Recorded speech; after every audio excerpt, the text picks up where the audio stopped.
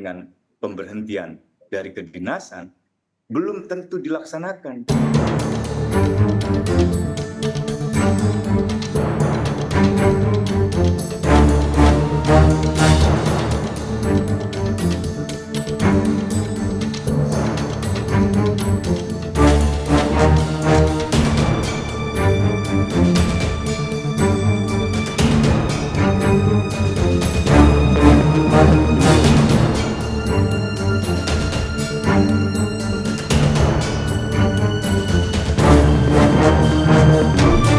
Ada beberapa pokok yang penting untuk diperhatikan dalam kasus ini.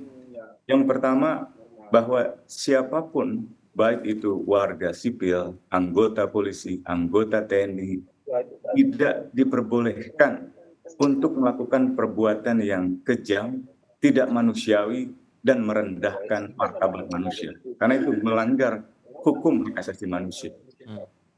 Dan yang kedua, setiap orang harus diperlakukan setara di hadapan hukum dan pemerintahan.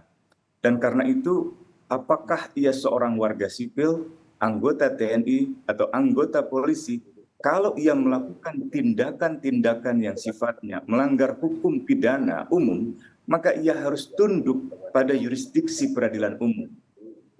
Sayangnya, dalam banyak kasus ketika anggota TNI terlibat di dalam pelanggaran hukum pidana umum, ia tidak diajukan ke peradilan umum, melainkan diajukan ke peradilan militer. Ia dijauhkan, dihindari dari jangkauan penegakan hukum.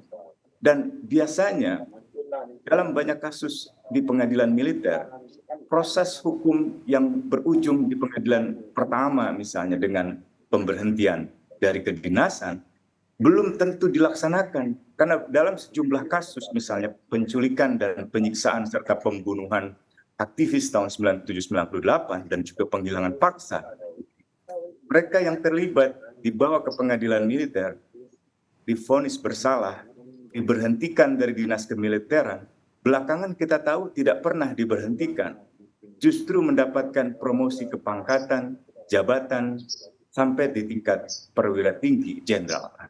Nah, yang ketiga yang penting diperhatikan dalam perkara ini adalah modus dan motif dari peristiwa penculikan, penyiksaan, dan pembunuhan terhadap Imam Mashkur, yaitu pemerasan. Nah, kita sudah lama mengetahui banyak sekali oknum aparat yang melakukan pemerasan terhadap warga masyarakat. Dan itu bukan hanya sekali dua kali, banyak kasusnya. Dan biasanya itu terjadi dengan berbagai alasan. Pertama, tidak ada penghukuman. Yang kedua, biasanya atasannya juga melakukan pungutan, setoran, atau pemerasan.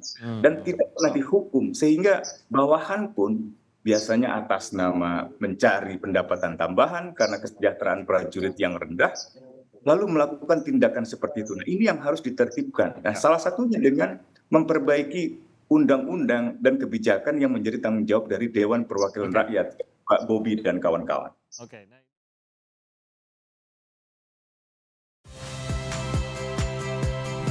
Saya Agin Fridianto.